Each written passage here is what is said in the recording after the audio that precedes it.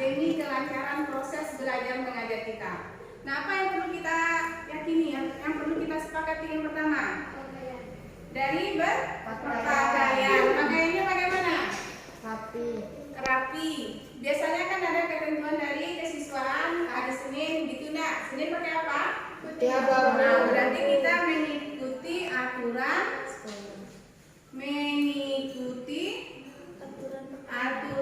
atau disiplin berpakaian. Hari Senin biasanya pakai baju putih abu-abu. Nah, sekarang apa lagi yang kedua kesepakatan kita supaya proses PBM tidak terganggu?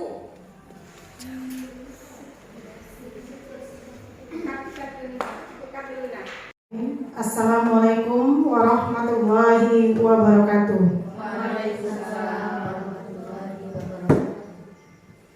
Alhamdulillahirrahmanirrahim. Assalatu wassalamu ala asyrafil anbiya'i wal mursalin wa ala alihi wa sahbihi ajma'in. Pertama dan utama sekali, marilah kita mengucapkan puji beserta syukur kehadiran Allah Subhanahu wa Ta'ala yang telah memberikan kesehatan dan kesempatan kepada kita bersama untuk dapat menjalankan diseminasi budaya positif oleh CGP Angkatan 9 Ibu Yulani STP. Kemudian tak lupanya kita mengucapkan selawat beriring salam kepada junjungan kita Nabi besar Muhammad SAW berupa Allahumma sholli ala Muhammad wa ala alihi Muhammad. Yang kami hormati Bapak Kepala Sekolah SMK Negeri 1 Taramau yang diwakili oleh Ibu Wakil Kesiswaan Ibu Abel Sunnah di sini, yang sama-sama kita hormati ibu-ibu yang hadir di dalam ruangan ini. Baiklah, saya akan membacakan susunan acara. Yang pertama, pembukaan yang sedang berlangsung. Yang kedua, sambutan dari Kepala SMK Negeri 1 Taramau yang diwakili oleh Ibu Afri Sunnah di sini.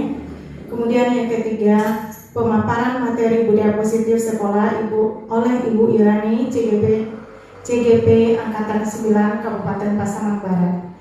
Nah, saya tidak akan memperpanjang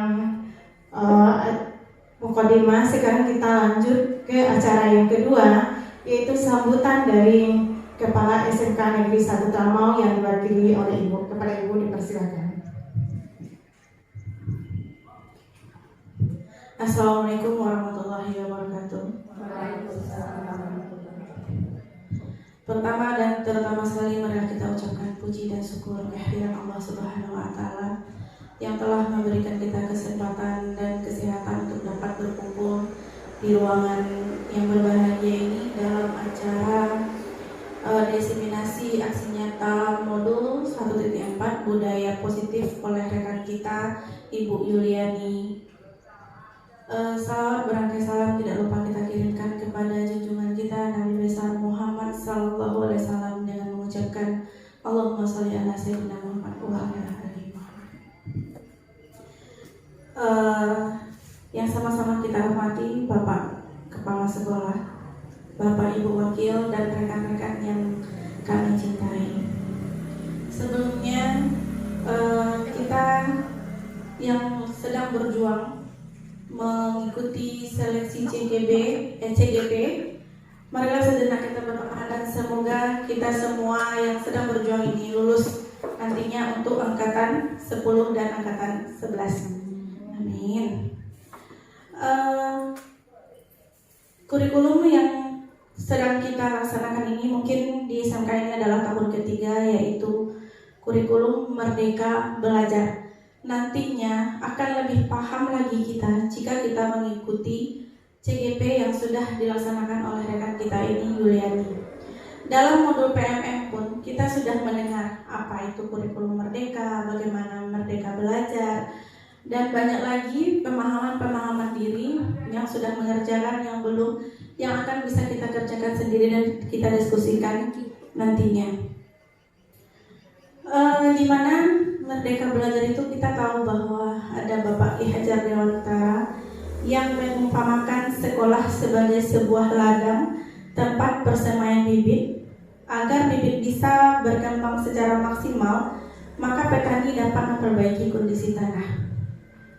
memelihara bibit tanaman, memberi pupuk dan air, dan membasmi ulat-ulat atau jamur-jamur yang mengganggu hidup bibit tanaman dan lain sebagainya.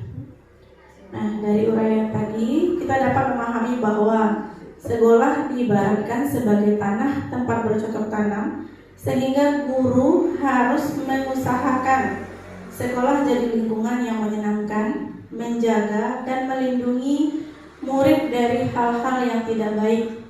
Dengan demikian, karakter murid tumbuh dengan baik sesuai dengan profil pelajar Pancasila.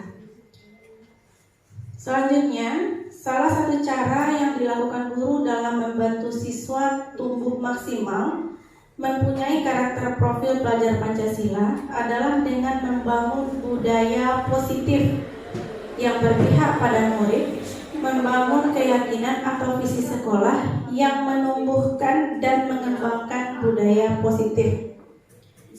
Dalam mewujudkan budaya positif perlu adanya disiplin positif. Nah, untuk itu atau untuk lebih pahamnya nanti, inilah yang akan disampaikan oleh rekan kita Yuliani, apa itu budaya positif.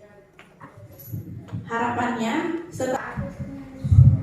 baiklah, untuk lebih jelasnya nanti apa itu budaya positif akan dijelaskan oleh rekan kita Yuliani. Sekian sambutan dari saya. Assalamualaikum warahmatullahi wabarakatuh.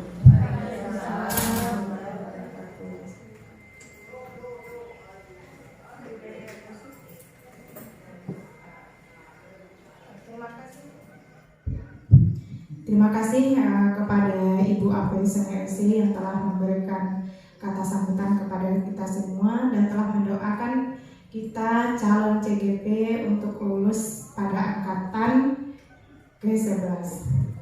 Kemudian acara selanjutnya, marilah kita mengikuti ice breaking yang dipimpin oleh Ibu Martina. Kepada Ibu Martina dipersilakan.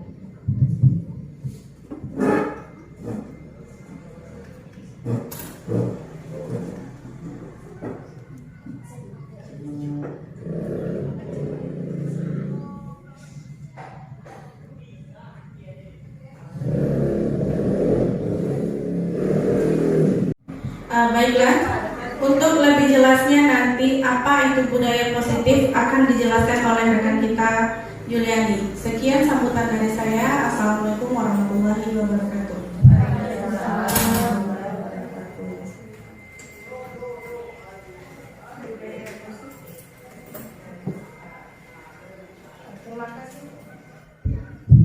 Terima kasih kepada Ibu Afeisa LC yang telah memberikan kata sambutan kepada kita semua dan telah mendoakan kita calon CGP untuk lulus pada angkatan ke-11.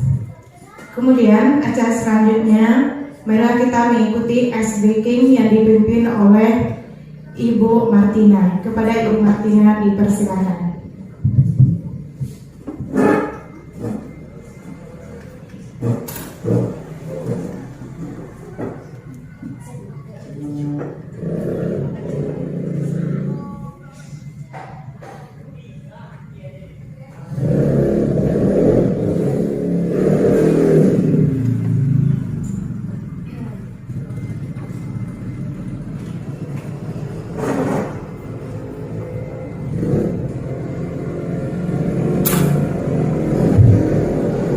Assalamualaikum warahmatullahi wabarakatuh.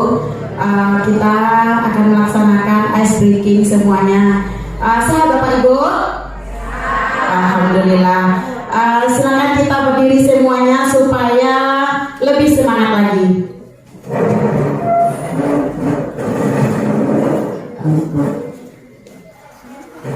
Jadi ice breaking kita pada hari ini yaitu lakukan apa yang saya kerjakan, tapi jangan lakukan apa yang saya katakan. Siap? Cluenya, lakukan apa yang saya kerjakan, jangan lakukan apa yang saya katakan. Oke, siap. Kita untuk menguji fokusnya. Pegang kepala. Ya, siapa yang sama? Ya, sekali lagi. Ulang lagi. Pegang mulut. Ya, banyak yang salah ya. Pegang mulut. Ya, betul. Pegang telinga.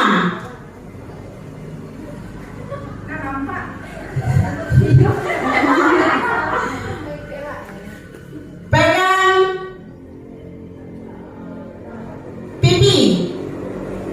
Ya, terima kasih. Alhamdulillah semua yang ada di ruangan ini sudah konsentrasi. Mudah-mudahan nanti penyampaian materi dari Ibu Yuliani akan berjalan dengan lancar. Terima kasih. Assalamualaikum warahmatullahi wabarakatuh.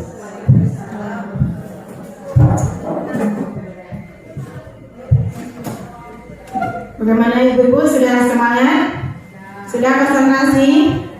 Oke, sekarang kita lanjutkan ke acara selanjutnya, yaitu pemaparan materi budaya positif sekolah oleh Ibu Yuliani. Kepada Ibu Yuliani disilakan.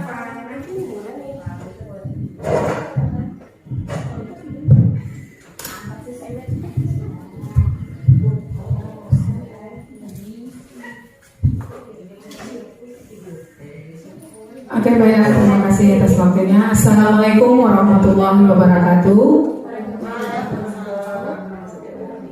Sebelumnya saya mengucapkan terima kasih yang terhingga kepada teman-teman yang ikut mendukung kegiatan program guru penggerak saya dalam kegiatan diseminasi budaya positif. Tujuan kegiatan ini adalah untuk memenuhi tugas di modul 1.4 tentang tugas aksi nyata saya yang akan saya lakukan di sekolah ini terkait dengan penerapan budaya positif di sekolah. Baiklah Bapak Ibu, saya Yuliani, CGP Angkatan 9 dari Kabupaten Pasaman Barat.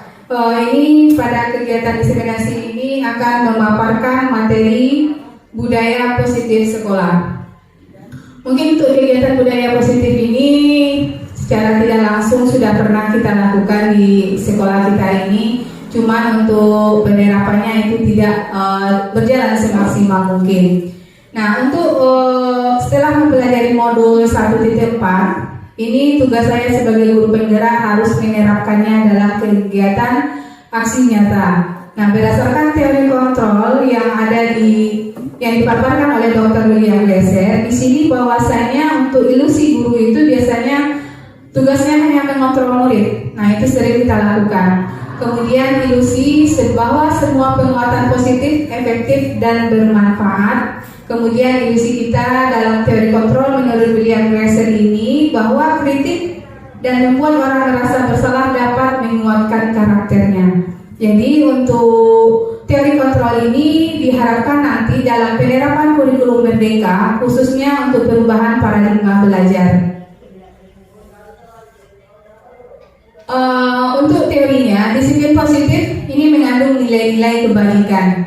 Misalnya dalam kegiatan pembelajaran kita ada membuat keyakinan kelas atau peraturan kelas. Mungkin Bapak Ibu pernah membuatnya di kelasnya masing-masing.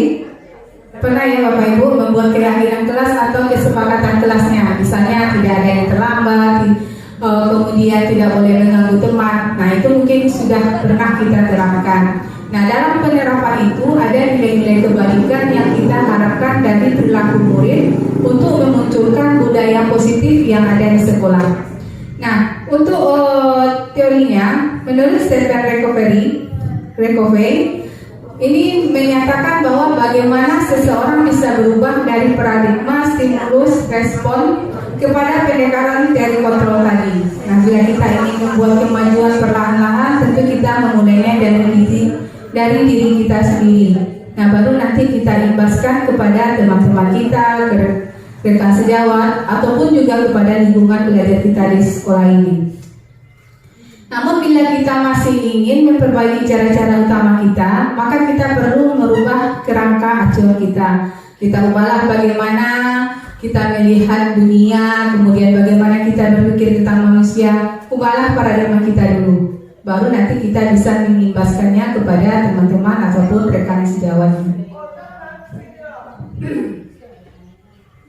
Nah, ini mungkin di bidang kesiswaan, tak intinya menyampaikan kepada siswa kita, kemudian juga kita sebagai tenaga pendidik di SMK Negeri 1 Talmo ini untuk melaksanakan disiplin.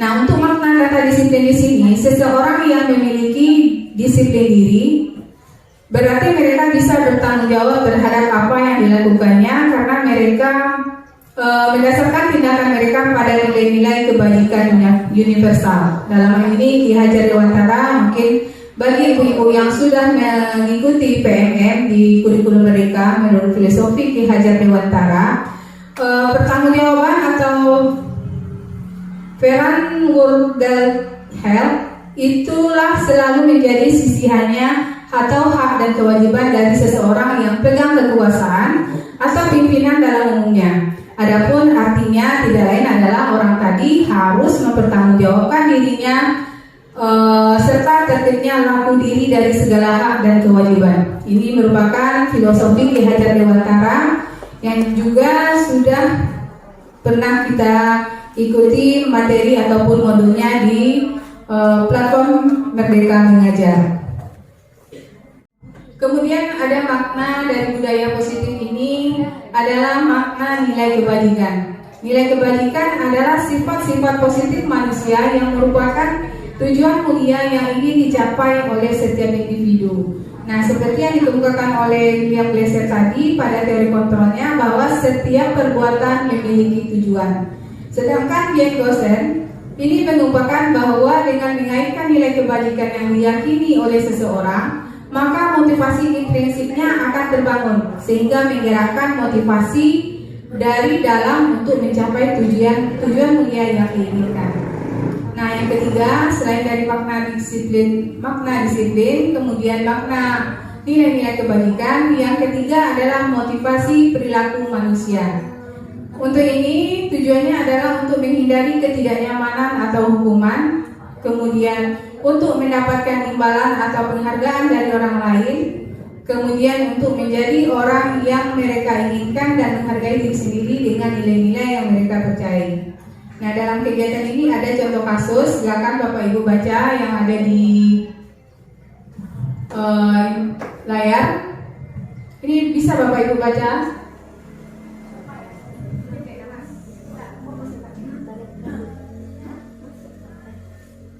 Nah, ini untuk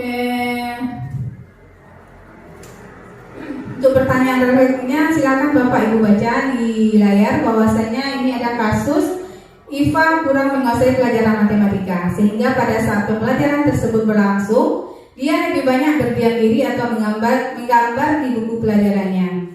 Pada saat guru matematikanya Pak Seno menanyakan pertanyaan, Iva menjadi gugup dan tak sengaja menjatuhkan tasnya dari kursi, serta tiba-tiba menjadi gagap pada saat berupaya menjawab pertanyaan dari guru kelasnya. Kemudian seluruh kelas pun tertawa melihat perilaku Iva yang bicara tergagap dan terkejut tersebut. Pak Seno pada saat itu membiarkan rekan teman-teman Iva menertawakan Iva yang tergagap dan malu luar biasa, dan malahan minta Iva untuk maju ke depan dan berdiri di depan kelas sambil menunjuk hidungnya karena tidak bisa menjawab pertanyaan Pak Seno. Kelas makin gaduh dan anak-anak pun tertawa melihat di depan kelas melihat Iva memegang ujung hidungnya. Nah, dari contoh kasus ini mungkin bisa kita refleksi sedikit. Kira-kira menurut Bapak Ibu setuju tidak dengan tindakan yang Pak Seno lakukan pada Iva? Tidak. Mungkin ada Bapak Ibu yang bisa memberikan tanggapan. Kenapa tindakan Pak Seno ini terhadap Iva itu dikatakan salah gitu ya? Kira-kira nilai positifnya di mana di situ Bapak Ibu? Iva pada saat pembelajaran dia tergugup dan tak sengaja menjatuhkan tasnya. Kemudian ditanyakan oleh gurunya, kemudian dia malu, sangat malu sekali dan teman-temannya menertawakan. Kemudian Iva diminta menunjuk hidungnya. Kira-kira apa maknanya di situ Bapak Ibu? Menurut Bapak Ibu, apakah tindakan Pak Seno terhadap Iva adalah sebuah hukuman atau konsekuensi? Yang Iva menunjuk hidungnya tadi. Konsekuensi. Dasarnya Bu Tina, kenapa? Mungkin Bapak Ibu bisa membedakan antara hukuman dan konsekuensi. Nah, yang kasus terjadi pada Iva ini bagaimana menurut Bapak Ibu? Hukuman atau konsekuensi?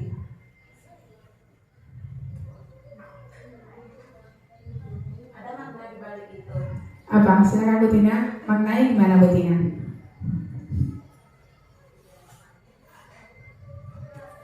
Nah, mungkin langsung saya saja. Untuk hukuman, perbedaan hukuman dan konsekuensi, ini hukuman adalah bersifat tidak terencana atau tiba-tiba.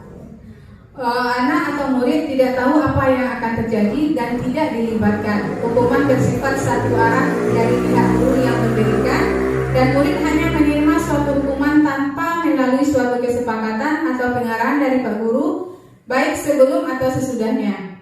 Hukumannya yang diberikan bisa berupa fisik maupun psikis. Murid anak disakiti oleh suatu perbuatan atau kata-kata. Nah, sedangkan konsekuensi sudah terencana dan disepakati, sudah dibahas dan disetujui oleh murid dan guru. Nah, mungkin itu yang tadi disampaikan pada saat kegiatan awal pembelajaran, adanya kesepakatan kelas. Nah, menurut kita dari proses tadi adalah hukuman, karena tiba-tiba saja Iva dihukum untuk menunjuk hidupnya sendiri. Nah, sekarang restitusi Bapak Ibu. Restitusi adalah proses menciptakan kondisi murid untuk memperbaiki kesalahan mereka sehingga mereka bisa kembali pada kelompok mereka dengan karakter yang lebih kuat. Dan juga restitusi merupakan proses kolaboratif yang mengajarkan murid untuk mencari solusi untuk masalah mereka dan membantu murid berpikir tentang orang seperti apa yang mereka inginkan dan bagaimana mereka memperlakukan orang lain. Nah, ini Bapak Ibu untuk contoh kasusnya, ini yang sudah saya videokan kemarin ketika saya menemukan siswa terlambat di sekolah. Untuk penerapan dari modul 1.4 ini saya tidak memberikan hukuman kepada siswa. Jadi pada saat dia terlambat tidak langsung saya hardik, saya marahi, tidak seperti itu. Untuk menerapkannya, untuk aksi nyata ini saya melakukan restitusi ini. Di mana dalam tahapan restitusi ini ada 3. Yang pertama adalah menstabilkan identitas, artinya kita tidak membuat anak itu menjadi tidak merasa bersalah, tapi mereka tahu bahwasanya mereka salah. Kemudian yang kedua adalah dengan validasi terhadap kesalahan yang mereka lakukan, dan yang terakhir adalah menambah keyakinan mereka bahwasanya tindakan mereka itu kedepannya tidak akan diulangi lagi. Nah, itu untuk restitusi. Nah, ini terkait dengan penerapan budaya positif. Kita tahu bahwasanya manusia itu sudah diberikan akal sehat untuk melakukan berbagai macam kegiatannya. Cuma untuk 5 kebutuhan dasar manusia itu ada kebutuhan untuk bertahan hidup, kemudian kasih sayang dan rasa diterima, kemudian ada kesenangan, dan yang keempat adalah penguasaan atau power, dan yang kelima adalah kebebasan. Nah, ini terangkum di dalam nilai-nilai kebajikan universal. Nah, mungkin Bapak Ibu tidak pernah menyadari bahwasanya kita sebagai pendidik pernah melakukan yang 5 ini. 5 posisi kontrol restitusi. Nah, yang pertama adalah penghukum. Misalnya yang contoh tadi, si Iva dihukum menunjuk hidungnya sendiri karena melakukan kesalahan menjatuhkan tasnya dan tidak bisa menjawab pertanyaan dari gurunya. Kemudian yang kedua, pembuat merasa bersalah. Jadi untuk posisi ini mungkin kita sebagai pendidik tidak boleh kita lakukan langsung mengkat bahwasanya anak itu misalnya bahasa kitanya kamu tidak sopan. Nah, itu tidak boleh kalau untuk di posisi pembuat merasa bersalah ini. Kemudian sebagai pendidik kita juga harus bisa sebagai teman. Nah, mungkin dalam komunikasi kita dengan siswa, dengan menjaga bahasa kita bisa merangkul, kemudian membimbing mereka. Mungkin Bapak Ibu untuk posisi kontrol 1, 2, 3 pernah menerapkannya di kelas? Yang sebagai penghukum, misalnya anak tidak membuat PR, kemudian anak makan di kelas, gimana Ibu-Ibu? Pernah enggak? Pernah. Nah, kemudian yang keempat adalah sebagai pemantau. Dan yang kelima adalah sebagai manajer.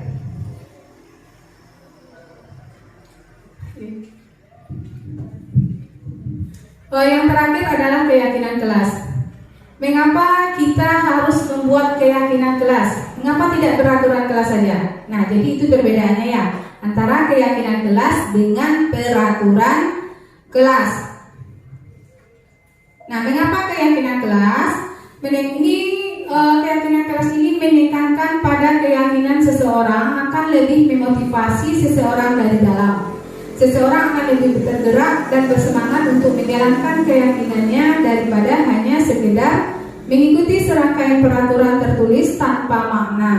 Murid-murid pun demikian. Maka mereka perlu mendengarkan dan memahami arti sesungguhnya tentang peraturan-peraturan yang diberikan, apa nilai-nilai kebaikan di balik peraturan tersebut, apa tujuan utamanya, dan menjadi tidak tertarik atau takut sehingga hanya sekedar mengikuti serangkaian peraturan yang mengatur mereka tanpa memahami tujuan mulianya. Kadang-kadang ibu-ibu kita mendidik anak kita dari segi bahasa kita, kemudian dari tindakan tingkah laku kita itu harus kita perhatikan. Padahal tujuan kita baik untuk membimbing mereka, tapi dengan komunikasi yang tidak baik, apa yang akan kita terapkan, nilai-nilai karakter yang akan kita tanamkan itu tidak akan tercapai. Begitu ya ibu-ibu.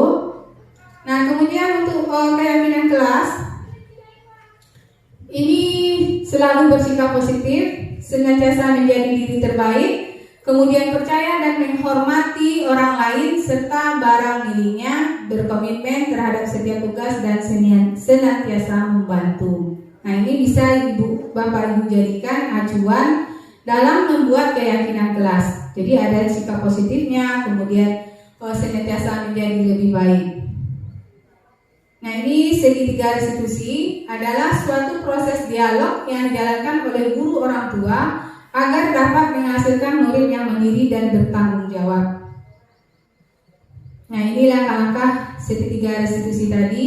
Yang pertama, menstabilkan identitas, kemudian yang kedua, validasi tindakan yang salah, kemudian menanyakan keyakinan. Karena dalam teori kontrolnya, setelah menstabilkan identitas, kita semua akan melakukan hal terbaik yang bisa kita lakukan. Kemudian semua perilaku memiliki alasan dan kita semua memiliki motivasi intrinsik, artinya yang dari dalam.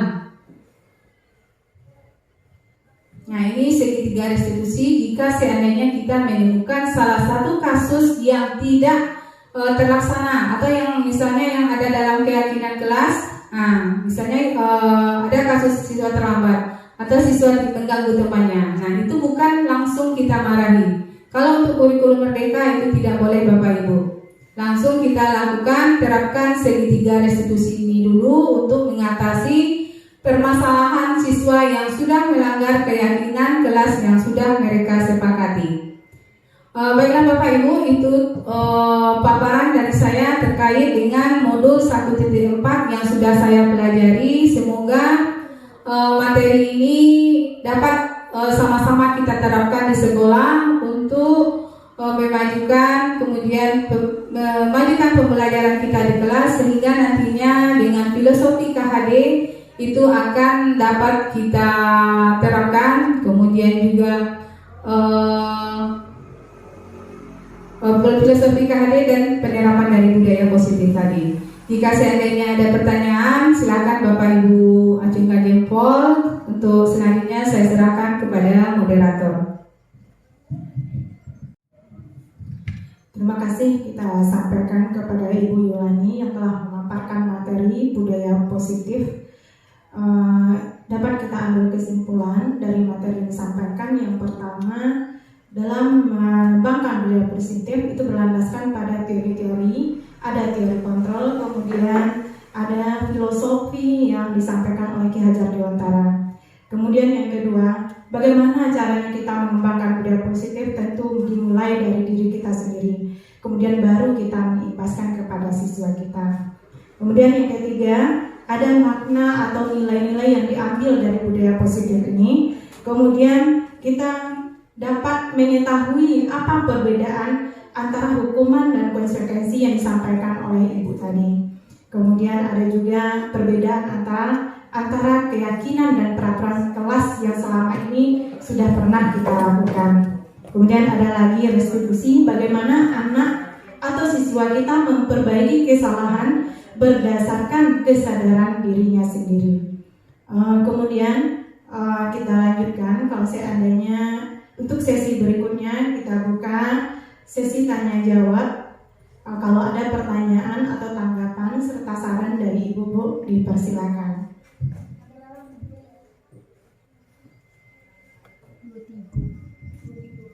Bagaimana Ibu? Ibu Martina? Ada pertanyaan Ibu?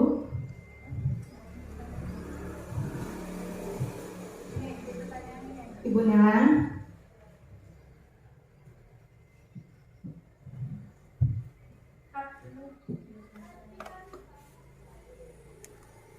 Persilakan kepada Ibu Martina.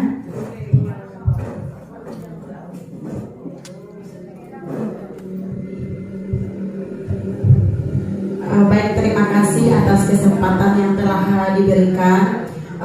Nama saya Martina, jurusan Bahasa Inggris. Di sini saya akan menanyakan kepada Ibu Yuliani tentang bagaimana langkah awal yang akan Anda lakukan dalam aksi nyata penerapan budaya positif di sekolah kita. Terima kasih. Assalamualaikum warahmatullahi wabarakatuh.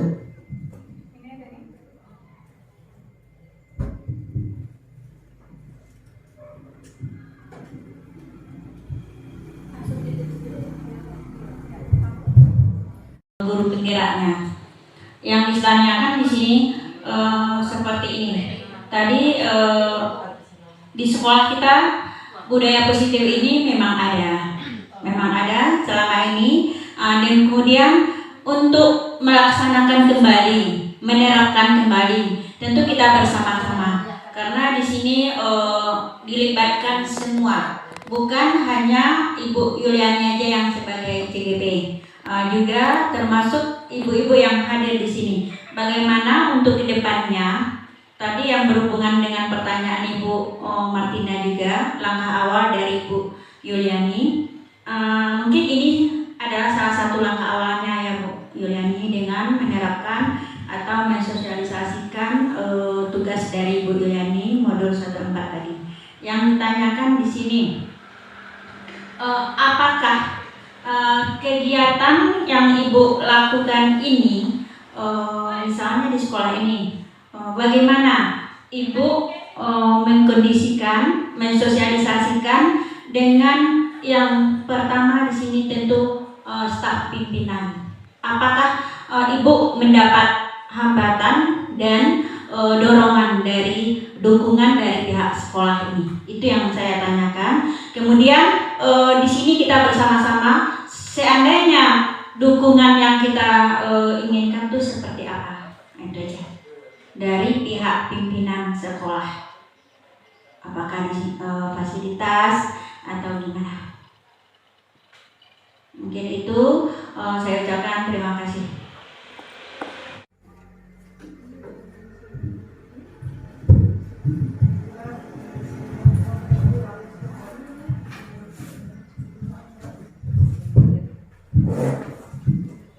Baiklah ibu-ibu semua, dari sesi tanya jawab tadi itu ada dua pertanyaan. Yang pertama dari Ibu Martina. Pertanyaannya, bagaimanakah langkah awal yang akan dilakukan oleh Ibu Yuliani dalam penerapan budaya positif? Jadi yang diminta adalah dalam aksi nyatanya. Kemudian yang kedua, dapat kita ambil kesimpulan dari apa yang ditanyakan oleh Ibu Nela Farida, bahwa di sekolah kita penerapan budaya positif ini sudah dilakukan. Jadi pertanyaan Ibu Nela, bagaimana Ibu Yuliani melibatkan staf pimpinan dalam menerapkan aksi nyata budaya positif di sekolah kita? Kalau seandainya yang diharapkan itu adalah dukungan yang bagaimana yang diharapkan? Ya begitu Ibu Nela. Ya, silakan kepada Ibu Yuliani menjawab pertanyaan dari Ibu yang berdua. Oke, terima kasih saya sampaikan kepada Ibu Martina dan Ibu Nela Farida. Untuk pertanyaan Bu Tina, bagaimana langkah awal atau langkah konkret yang akan saya lakukan dalam penerapan budaya positif di sekolah ini? Nah, tentunya kalau langkah awal tentu saya mulai dari diri saya dulu. Kemudian saya terapkan untuk filosofi KHD-nya sesuai dengan ing warso ing manguntulodo, ing karso manguntrayo, ing madia manguntulodo. Nah, di situ kita diminta sebagai pendidik memberikan contoh teladan dulu. Nah, dari situ misalnya dalam disiplin waktu saya akan datang sebelum waktu yang ditentukan, datang tepat waktu. Kemudian untuk dalam kegiatan lainnya seperti kegiatan budaya positif yang sudah dilakukan, misal kita ada salaman paginya, kemudian yang biasanya sudah kita lakukan, nah sekarang akan dimunculkan lagi. Nah, itu akan saya mulai dari diri saya dulu. Kemudian ada juga kegiatan misalnya sholat berjamaah, kemudian ada kultum, itu setiap Jumat kita lakukan. Nah, mungkin dari awal mulai dari diri saya, kemudian ini langkah konkret saya yang kedua, saya lakukan diseminasi kepada warga sekolah, khususnya ke rekan-rekan sejawat, supaya nanti imbasnya ke teman sejawat ini. Setelah saya lakukan, kemudian imbasnya ke rekan sejawat, dan juga tidak tertutup kemungkinan saya akan terapkan kepada siswa yang saya ajarkan di kelas. Nah, itu langkah konkretnya. Jadi kegiatan ini bukan hanya sekedar untuk memenuhi tugas sebagai guru penggerak, tapi sudah saya mulai dari diri saya untuk menerapkan budaya positif di sekolah ini. Kemudian pertanyaan yang kedua, apakah ada dukungan atau hambatan dari pihak sekolah terkait dengan penerapan budaya positif ini?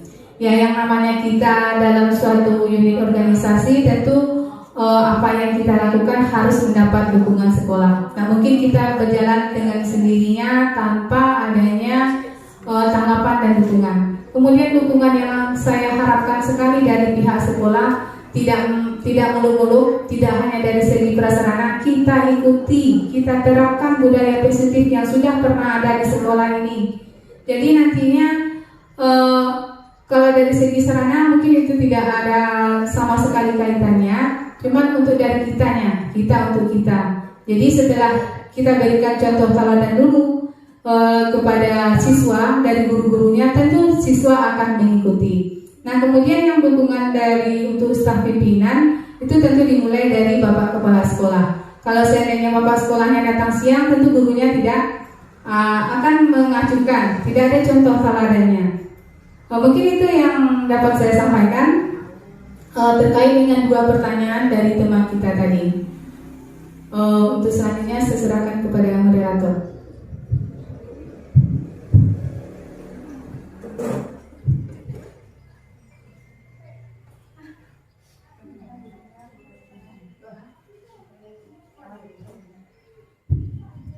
Bagaimana Ibu Martina dengan jawaban yang disampaikan oleh Ibu Yuliani tadi?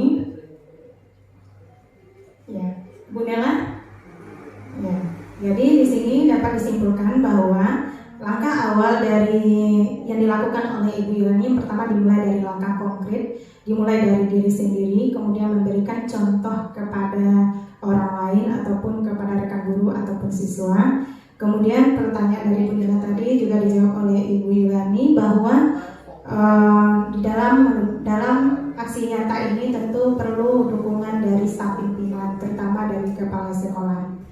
Nah, dengan demikian, dengan berakhirnya sesi tanya jawab, kita tutup acara diseminasi Ibu Yuliani.